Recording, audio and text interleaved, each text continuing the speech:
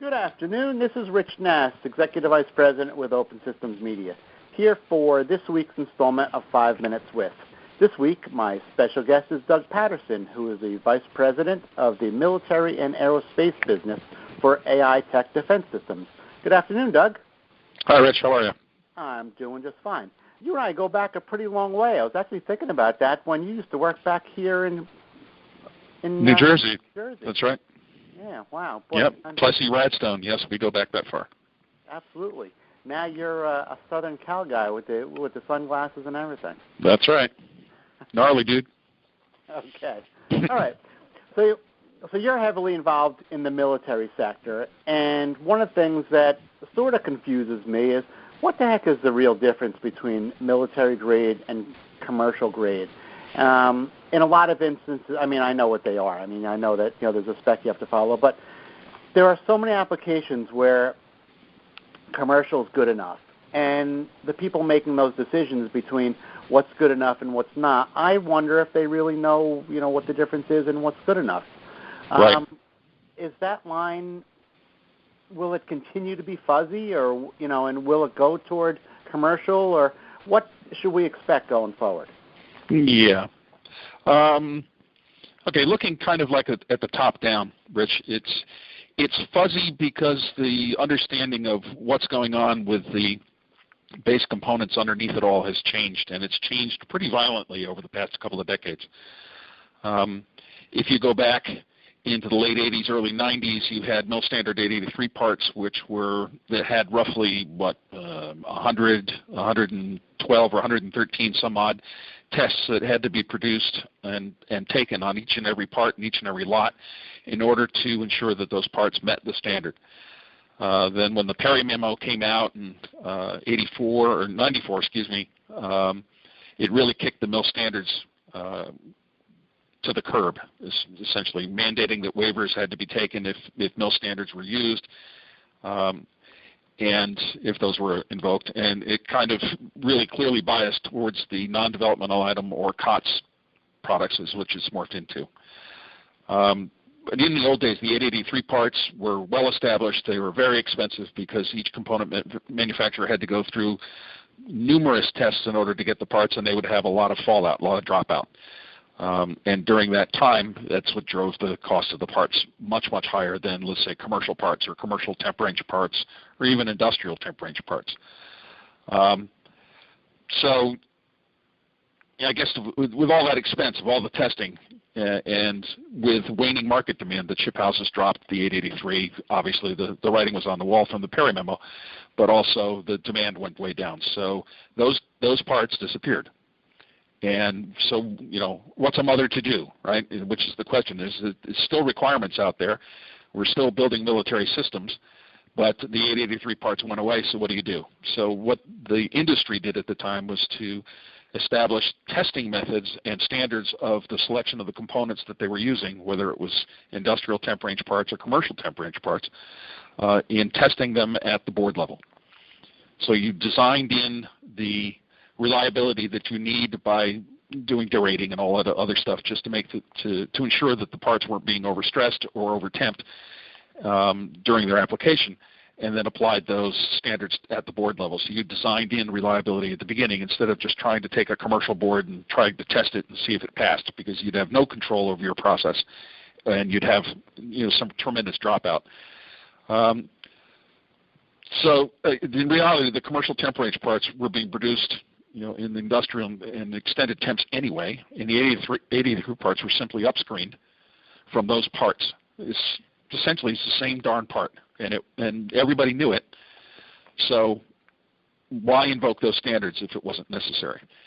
So, but there was an interesting outcome from that, is that all those parts, commercial and mill, shared one common trait, and they were exact same silicon. So the more savvy fab vendors, what they did is they quickly learned that if they selectively incorporated a lot of the tests they used to do for mill standard 883, it increased their yields.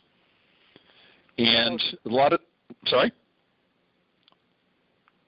So to the best of your knowledge, has this caused any issues? I mean, people who are using commercial parts in military applications, has there been any issue with any of these? It depends on the part you use, Rich. If you do your testing and you do your homework ahead of time, you won't have the issues because it's the same silicon. The silicon's rated to 150 degrees C, the die, right? And it's all the same silicon. It just, all the extra testing isn't being done, so it wasn't driving up the costs. But now you have silicon, and you're going back 3 decades, right? But in that sense, you're looking at parts today that are unbelievably more dense in terms of the amount of functionality on the part, which, it really extrapolates to many, many orders of magnitude in terms of functionality and the number of transistors on the die.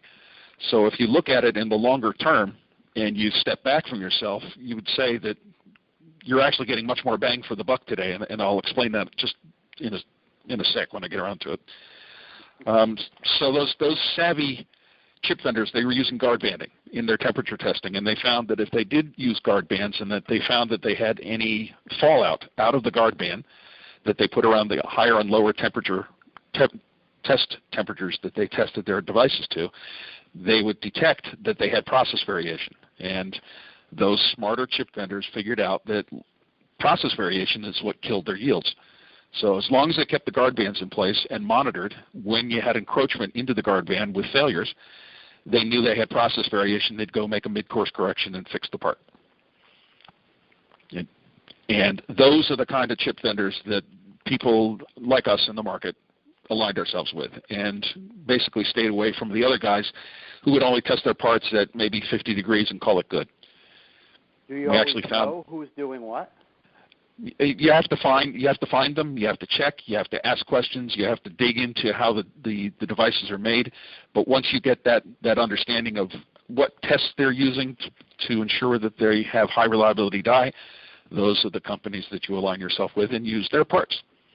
That seems like it puts a lot of stress on people like you to make sure of course it does. What you're dealing with of course it does, because those standards went away that you could always rely on. Now you have to check. You just can't take someone's word for it. You actually have to check and test.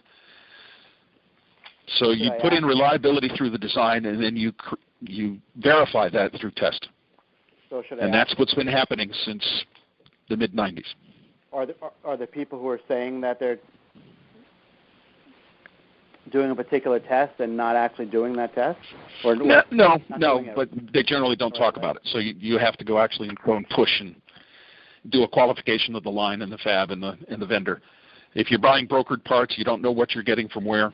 They could be chips that were unsoldered from boards in Shenzhen, China. You just don't know. You have to go and do the homework and figure out what parts you're buying, what lots and date codes you're getting, and run the tests. There's just no way around it. Downstream one step further, how does your customer know that you're doing what you say you're doing?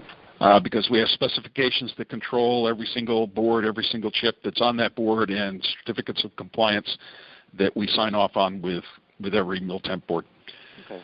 I don't need to put you on the spot particularly. I was referring to. No, that's the whole industry. I mean, if you say you're doing something, you're going to have to prove it.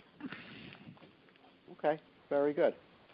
Well, I think we have used up our 5 minutes, Doug. Boy, it sure goes. Oh, that's a shame. That's a shame, because the thing I touched on before was the issue of the more complexity and more reliability and the higher density of the parts. You're looking at roughly 500 times the performance and reliability of the parts today compared to back in the 80s. So you're actually getting a much better part and a much more reliable system that is just as good as the boards that were built with 883 parts, 2 or 3 decades ago. And the beauty of the VME bus, that continues, yes. And the Moore's Law is continuing to push that. The line width's lower and lower, more functionality per die. And if you look at the beauty of VME bus, cards today that are developed today that are got 24 core processors on them plug into systems that were built 30 years ago, and they work fine. That's a beautiful thing, isn't it? Yeah. Talk about technology insertion, right? Yeah. Very good. Well, Thank you very much. You're welcome, appreciate you taking the time to put me on the right course with all this stuff. Thanks. And if you have any questions, feel free to give me a call.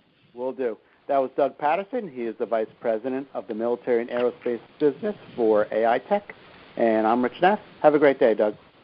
Thanks, Rich. You too.